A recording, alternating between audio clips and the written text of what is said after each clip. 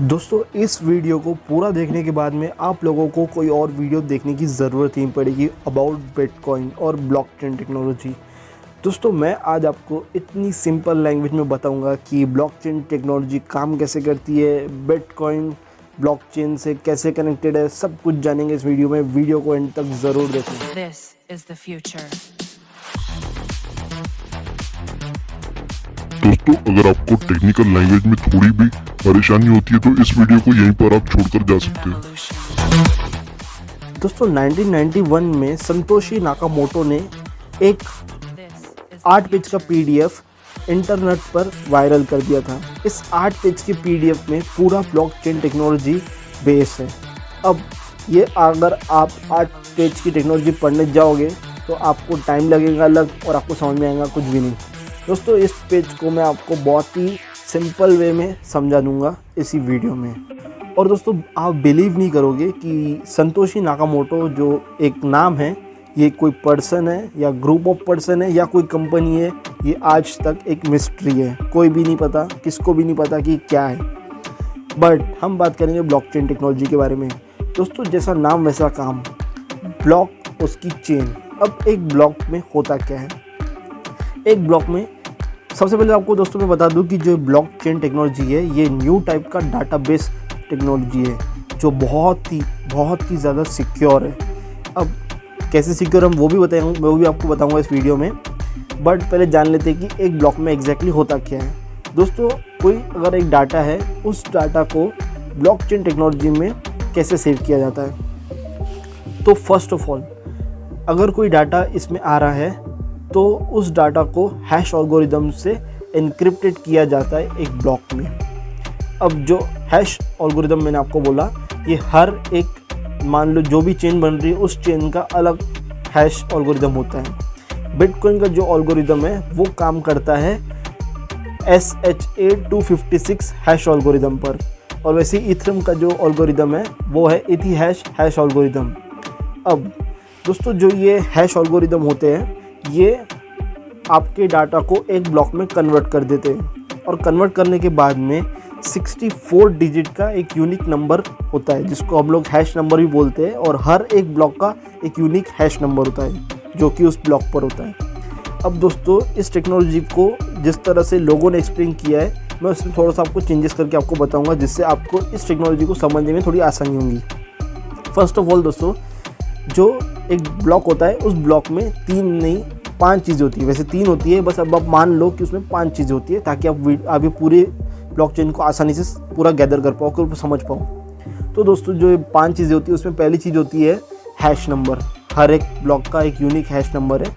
दूसरी चीज़ होती है दोस्तों उसमें डाटा, जो आप डाटा उसमें एनक्रिप्टेड कर रहे हो वो डाटा होता है। तीसरी चीज़ होती है दोस्तों प्रीवियस ब्लॉक का हैश नंबर, तभी तो ये पूरी चेन बनेगी ना, ठीक है। और जो चौथी चीज़ होती है दोस्तों वो चीज़ होती है जिस माइनर ने इस ब्लॉक को इस ब्लॉकचेन में ऐड किया है उस माइनर का सिग्नेचर। और फिफ्थ चीज़ होती है टाइम स्टैम्प। वैसे 3 होती है बट हम लोग मान के चल रहे हैं कि 5 हो रही है, ठीक है, ताकि हम लोग को जल्द से जल्द समझ में आए।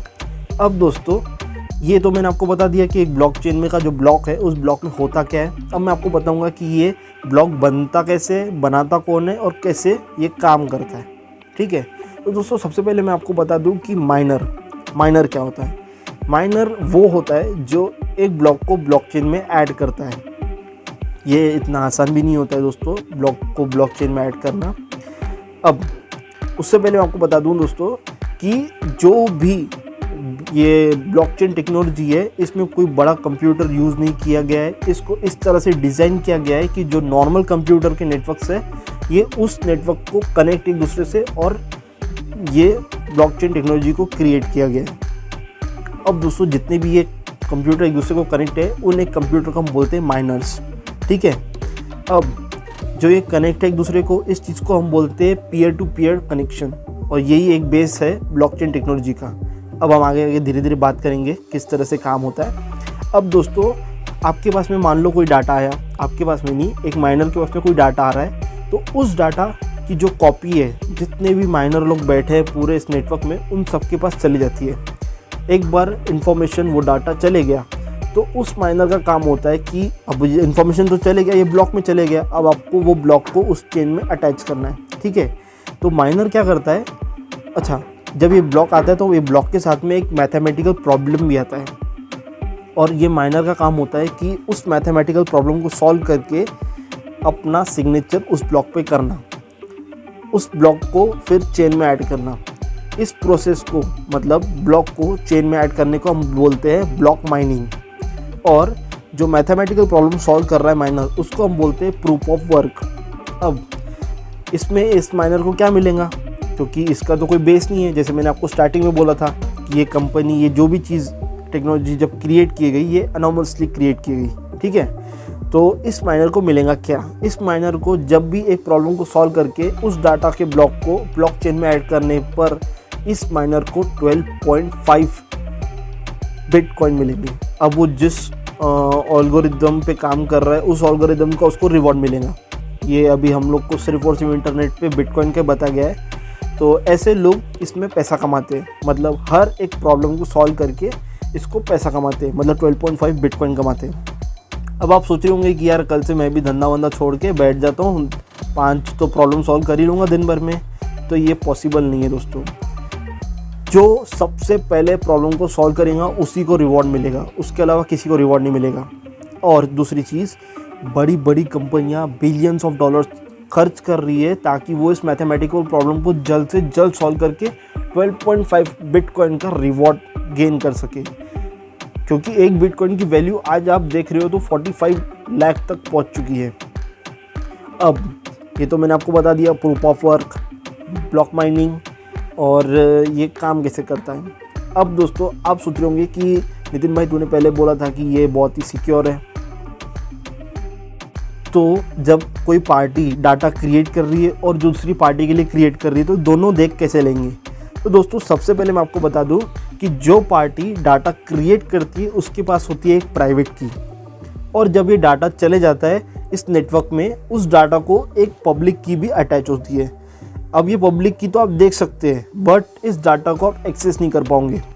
अब जो पार्टी बी है वो पार्टी बी को अगर ये डाटा को एक्सेस करना है तो कैसे करेगी, तो वो पार्टी बी के पास में भी एक प्राइवेट की होगी, वो प्राइवेट की वो पब्लिक की दोनों मैच करेगी, उसके बाद ही वो डाटा को एक्सेस कर पाएगी। और दोस्तों ये इतना सिक्योर इसलिए है क्योंकि मान लो किसी एक बंदे ने अगर कोई ब्लॉक के डाटा की इंफॉर्मेशन चेंज करने की कोशिश की तो उस ब्लॉक का जो हैश नंबर है वो भी चेंज हो जाएगा। एक बार ब्लॉक का हैश नंबर चेंज हो गया कि ये पूरी चेन ब्रेक हो जाएगी और हम लोग को जल्द से जल्द पता चल जाएगा कि इस पर्टिकुलर पॉइंट पर किसी ने कुछ तो भी गड़बड़ी की है। टेक्नोलॉजी काम कर रही है। इसके अलावा आने वाले दिनों में ब्लॉकचेन टेक्नोलॉजी का भी बड़ा अहम रोल रहेगा।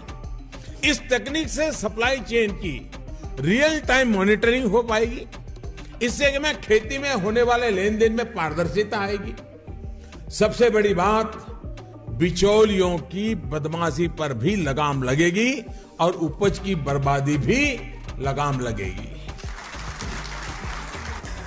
तो ऐसे काम करता है पूरा ब्लॉकचेन टेक्नोलॉजी। हालांकि ये बहुत पुरानी टेक्नोलॉजी है, बट आज भी बहुत सारे लोगों को ये टेक्नोलॉजी के बारे में काफ़ी ज़्यादा डाउट होते हैं। तो दोस्तों जिस तरह से मैंने आपको ये ब्लॉकचेन टेक्नोलॉजी समझाया है, इसी तरह अगर आपको क्लाउड गेमिंग क्या होता है ये समझना है तो आप वीडियो के एंड में दी गई वीडियो पे क्लिक करके क्लाउड गेमिंग को जान सकते हैं, या अगर आपको व्हाट्सएप में प्रो होना है तो मेरी ये वीडियो पर भी क्लिक करके आप देख सकते हैं। तो दोस्तों मैं मिलता हूँ एक और नए वीडियो में, तब तक के लिए बाय बाय।